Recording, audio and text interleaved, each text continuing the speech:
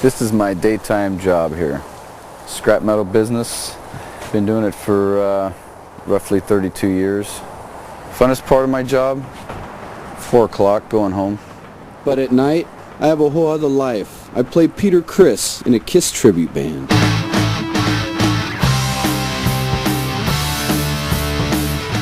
Okay, you guys, here we go. You hold it right there now, okay? Yeah.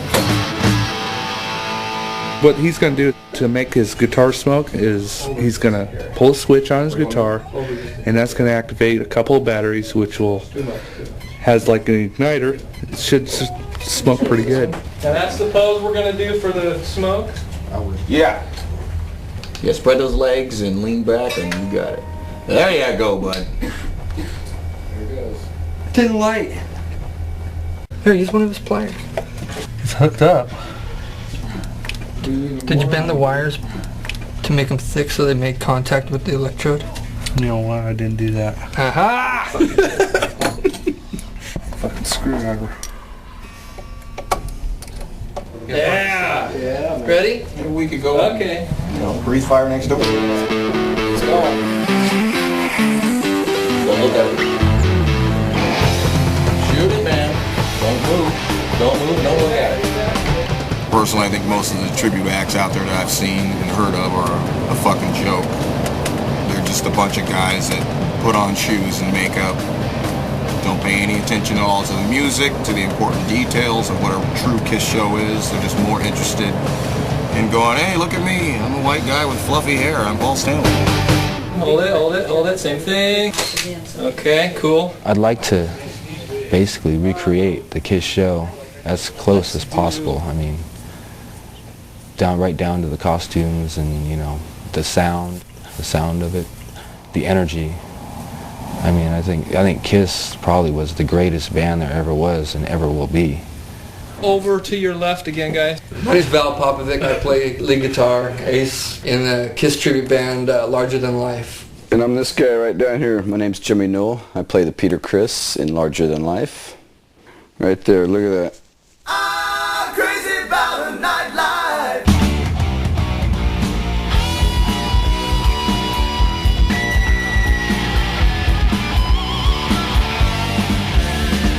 I played in a band called Villain. We went on to record a demo and they got picked up by an independent label. Then they fired me. So I went through Thanks, but no downward thanks. spiral and I just stopped playing rock for a while. Before the Kiss tribute band started, we were in a band called Big Money, and it was like 8 or 10 months of wasted time. And then one day I came home and I opened up the Valley Music News and there was this ad in there for, it said, Kiss tribute band wants to unleash its massive stage show on the West Coast. And then Andy goes, what'd you think about shaving the goatee off? And I'm all, well yeah, you know. Party comes off. And then I was in the band. Not much of an artist. Me and Jimmy are actually new at doing this. Yeah, this is like my 3rd time. I can't even draw stick people right. You know, that's pretty bad. I get one side close and then I go to quality control, Andy, and see if he thinks it's okay, and then I'll start to draw the other side. QT. Let's go. Is that too far out? Let's go. I think that one might be a little wide. So narrow this one, come down lower. Okay. Go this way more? Oh. Like that. Just go up higher. But yeah, just a little more. I can do that. Thanks. You know what? I think the bottom needs to slant out more too. Andy was just there the whole time helping us put on our makeup, everything. You know, the very first time we put on our makeup together, Andy was there. Takes a lot of time, but it's worth it. Once we start getting the hang of it a little better. Andy can do it in a half hour. Yeah, I can do it like 25 minutes. My record is 15. 15 minutes? Yeah, we were going to be late for the show. Oh, wow. Good. One more, a little closer. I think that Andy was born to do this role, you know, and he really grasped the character of Gene, and he becomes the character. Jimmy, up. You're doing a cover shot. Gene, you're gonna. Do that shot. Gene, you're gonna. Andy. But becoming that character, that's what I wanted to strive to do. I wanted to be like Ace, more like how Andy was with Gene.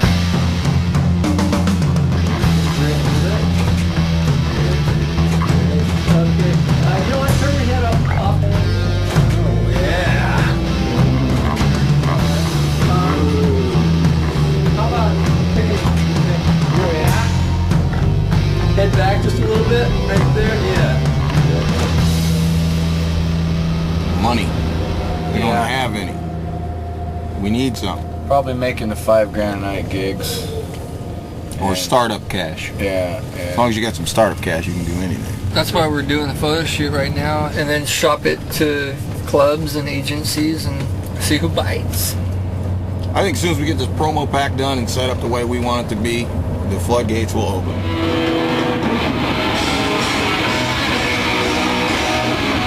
The first gig was insane. The club is packed, 600 people. But they treated you like you were kids. Yeah, it was and like... that was a trip. That's what I missed from bands like being in Big Money, or I lost that inner feeling when people like what you do. I mean, you walk out there and you are like larger than life, you know? You do something silly like an Ace gesture, like a thumbs up, and they just go, yeah!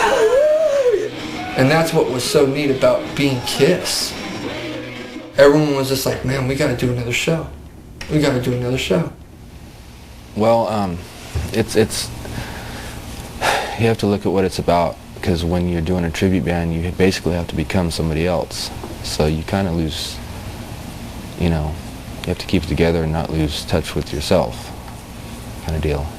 And there's a lot of, I mean, I've seen, I pretty much know of every member in every tribute, and I kind of have an idea what they're like. And I know some of the other Genes out there that they have trouble, you know, discerning between themselves and the character they're playing, and they tend to turn into pretty much of an asshole. You know, and I'm not going to name names, but that's probably one of the hardest parts. But what was the question again?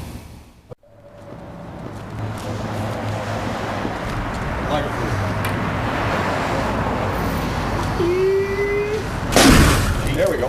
Oh, yeah. Good. Oh, great. Our world ended when Andy, I was just like, I got a phone call from Jay saying there's like fire engines in front of Andy's house. My wife had to go to work that night. We lived across the street from Andy.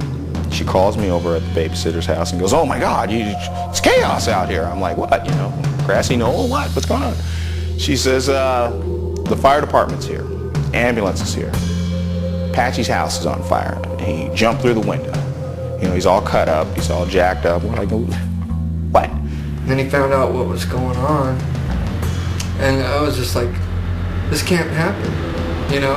What I found out when I got there, they were telling me, we think he might have fell asleep while smoking, this and this and that. And there was a cop inside the building. And he leaned out and said, no, these fires were set deliberately. And I said, are you sure? He goes, man, there was a fire lit in every one of these rooms. And an ambulance took Andy away. I'm like, oh my God, you know, is he dead? That's the first thing that goes through your mind. Is he dead? Then, you know, you find out he's not dead. And then you think, okay, well, what happened? And then later on we found out that Patchy was hearing things. Said all kinds of stuff, like he thinks that Kiss is evil now. It just upset. He says, I don't even listen to Kiss anymore. I don't even like Kiss anymore. And to hear that from Patchy, here's a guy who lived across the street from me who I shared the stage with, totally Gene Simmons on stage. But now, cuckoo, cuckoo. And then you hear the stories from, well, the grandfather thinks this, and Andy became too much the Gene character. Took over his life. Some guys who I've met start to believe that you know, they're the character or whatever. And Andy was one of those guys. He did that in Fantasyland. And I think he got sucked up by his ego. He gets sucked into all that crap, and everybody telling him he looks like Gene Simmons and everything. He really started to believe it. But then you got to come back down to reality when he goes home.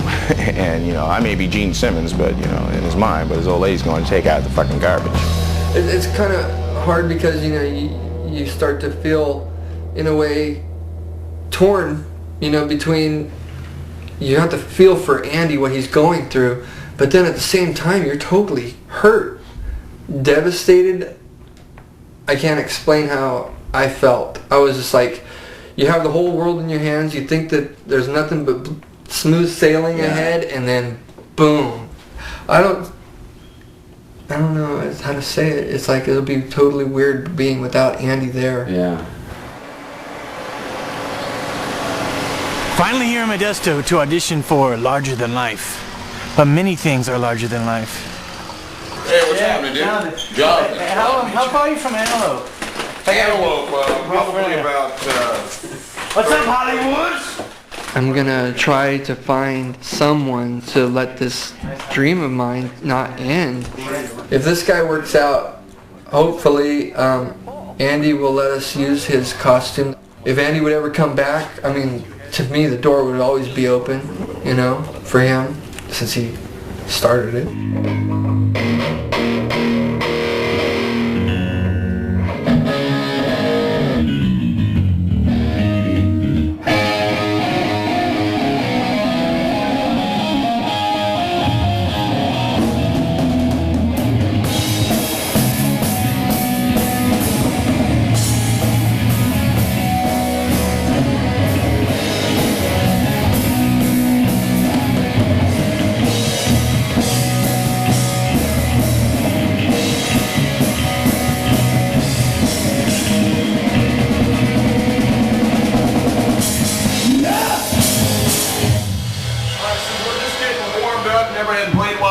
Too much about the moves and stuff. We really want to but the thing is, it's been 4 years for me, so I gotta warm up to you. Just play as a bass player. Just play. That's what we want to do. Really listening.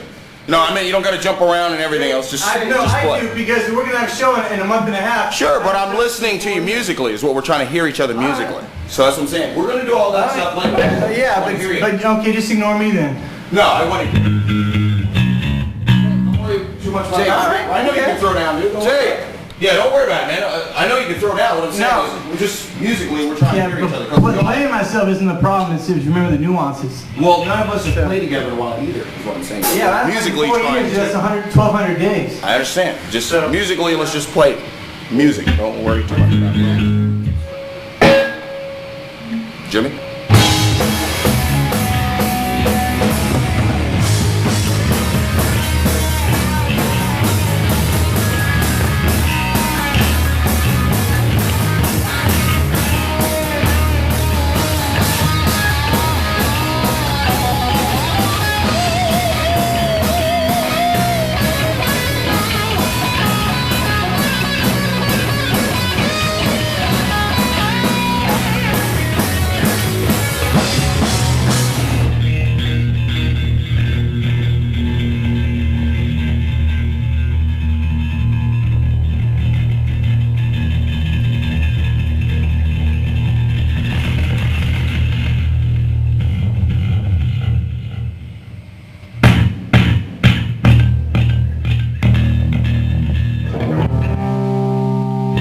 You guys want to do next? Or let's take a break. Let's just take a short break.